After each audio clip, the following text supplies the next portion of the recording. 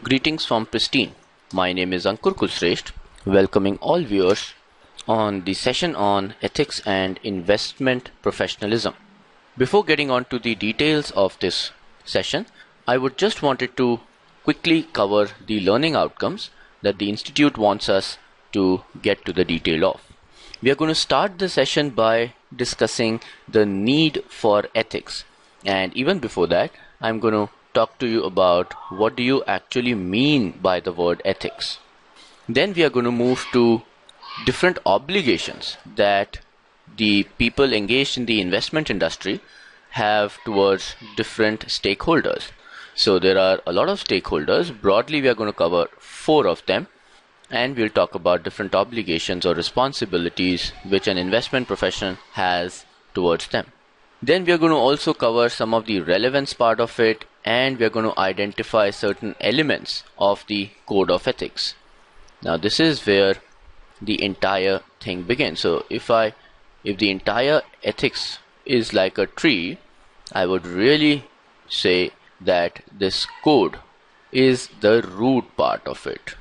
So the entire standard, the entire rules, the entire regulation kind of generate from these code of ethics.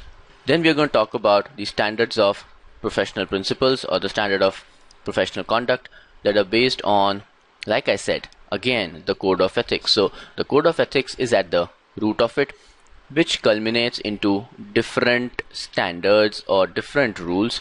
But again, the long shot of it, that everything is based on these codes of ethics. So this is going to be very, very important. And of course, after every rule or every morality ends with a non-doing consequences. So if you don't do, if you don't follow ethics properly, then we're also going to talk about some of the consequences, and then overall to discuss the framework for how to make the ethical decisions and what can go wrong sort of thing.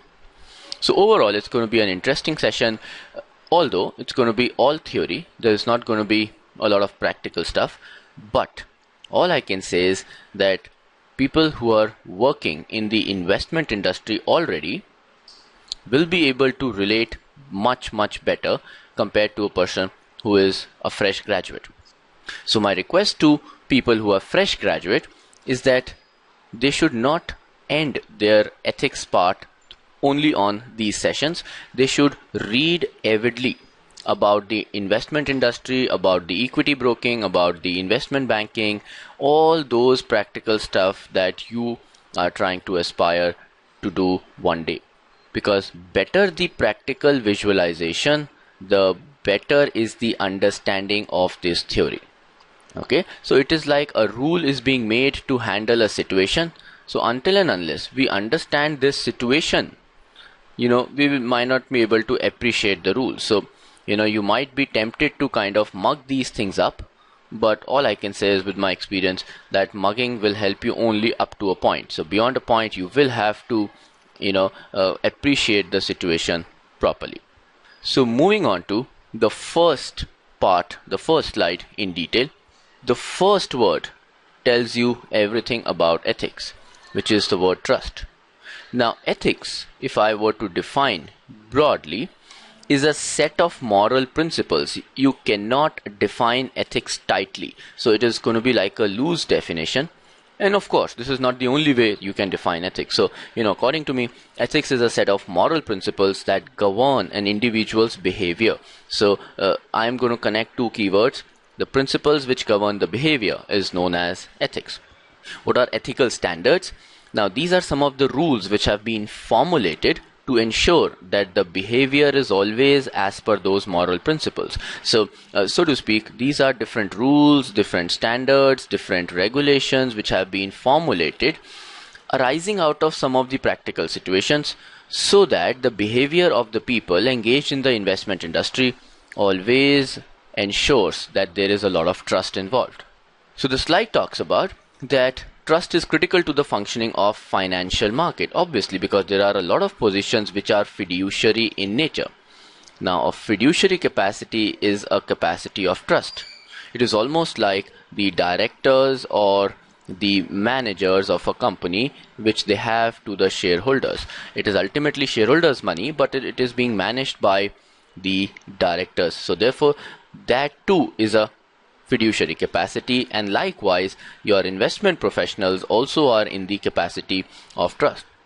Rules, laws and regulations that you and I are going to talk about are helpful, there is no doubt about it, but the point is that's not the way. We are not trying to form a curatic solution. We are not going to say that let the problem happen first and only then we are going to correct it. So the way we deal with it is prevention is better than cure. How to prevent a particular behavioral pattern? The only way to do is to create the awareness about what is right. The moment you know what is right and you will reap the benefit of it and you will understand those benefits, there is greater chance that you will follow those. So, to build trust, not only, all the individuals need to adhere to these rules, but need to act ethically. So you need to understand, you need to feel that what you're doing is right and the right needs to be done. Okay, so an ethical dilemma, slides also defines that, is a potential area of conflict, values or rules. Let me give you a very, very simple example. You can choose two options, A or B. Your duty says A, but your interest is involved in B. So the question is, what will you do? Will you go after your duty or you will choose as per your interest? What ethics says is that duties should be given preference. But obviously, since it is human behavior, you would agree with me that as per the behavioral science, a human is more tempted to do what the interests are. Yeah. So we are going to talk about a lot of situations like these in my future slides. Alan Meader, one of the CFAs, have identified a very, very simple 4-step framework just to help the individuals to make the ethical decision. Now, I really, appreciate Alan doing it, because it's very easy to say that we should act ethically. But the question is, how do we ensure or how do we enable this? Now, enabling is like one of the Earth's greatest capabilities. It's almost like, speaking over a cell phone without being cords attached to it. So that's what your enablement does. So Alan has tried to do that, and he's given a very, very 4 simple steps, which says that the first thing that you need to do is you need to set high standards and put them in writing. Writing gives you a proof and a recall, because unless this thing is written, it's very difficult, to kind of put onus on someone. The second thing that he focuses on is adequate training. That's not only to set the standard, you should get a lot of training on professional and ethical standard. Obviously, you will agree with me that trainings are given the last priority, more so when it is not related to something actively, related to the investment thing. So this is really like the back burner, of many, investment professional firms. But what Alan says is that focus on training, and not only one time, it's going to be like an ongoing thing. What he also says is that assess the integrity of individuals and groups encountered. That's always important, that you should have a suspicious eye. We're not saying that you should approach anyone with mistrust, but the point is you'd always have some question mark in your mind about the integrity.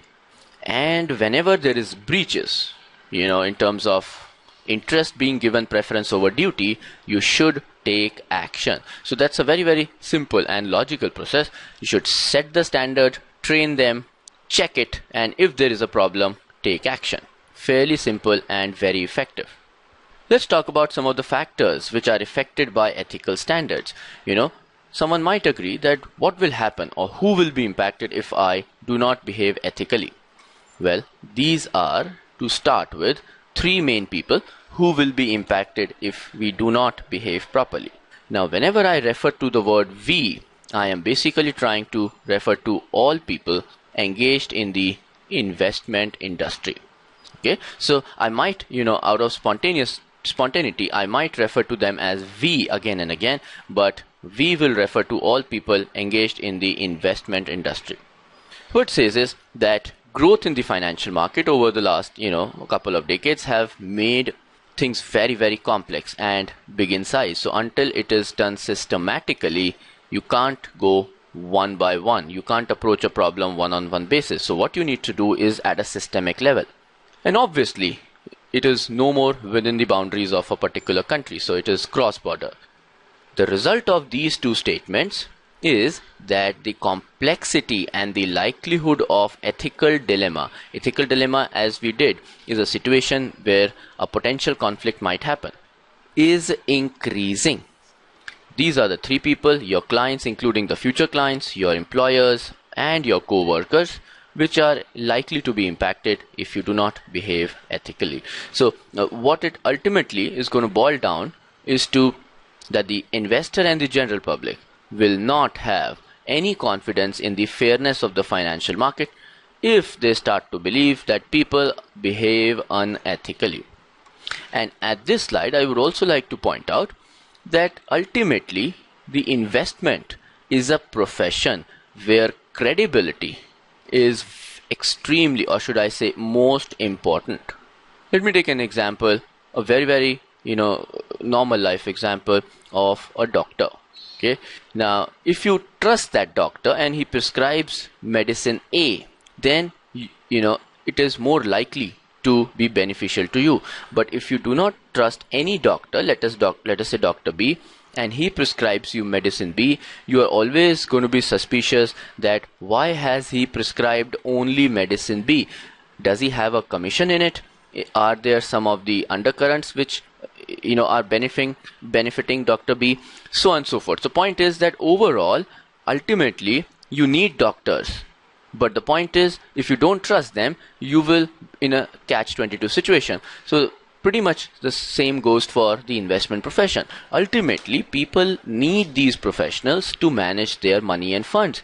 But if they don't trust them, it's going to become very difficult for the people and these professionals to kind of do the business. So the only way you can do that is through ethical standards. Let's talk about some of the key factors which are affected by the ethical standards. So on the previous slide were three categories of people, and now we are going to talk about some of the factors. So more or less there's going to be a little bit of overlap here. It says the first thing is the success of the investment industry overall, because if one, it's like one fish kind of spoils the entire pond. So if one person commits a fraud, then it's going to be very difficult for everyone to put trust and pay the fees and commissions, etc. The second and a very important thing is the client success, and more importantly is the trust. An equally important part is the public trust. And the point here of investor confidence also kind of relates to the success of the investment industry. Integrity of financial markets, the professions, the efficiency of the financial market, and the fairness. So you will see that there is a lot of overlap here, and rightly so, that broadly speaking, if you set the high ethical standards, these things can be achieved. If you don't do that, all these things are at stake. Let us talk about the obligations of the investment profession.